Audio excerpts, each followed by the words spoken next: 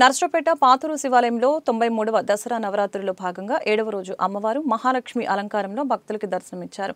ఆదివారం రాత్రి అమ్మవారిని దర్శించుకునేందుకు పల్నాడు జిల్లా డ్రగ్ ఇన్స్పెక్టర్ కుటుంబ సమేతంగా పాల్గొని అమ్మవారిని దర్శించుకుని ప్రత్యేక పూజలు నిర్వహించారు.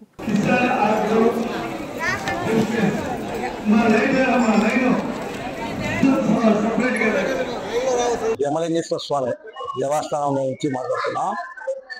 అతి పురాతనమైనటువంటి దేవస్థానానికి ఎంతో పురాతన పేరు ప్రతిష్టలు ఉన్నాయి.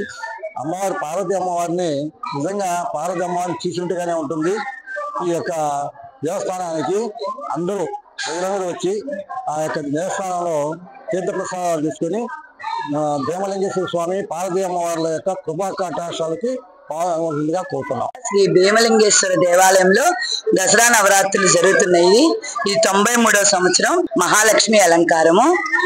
నేను ఈ గుడికి చైర్మన్ ని. వీళ్ళందరూ కమిటీ మెంబర్స్ అందరి సహకారంతో బాగా జరుగుతున్నాయి.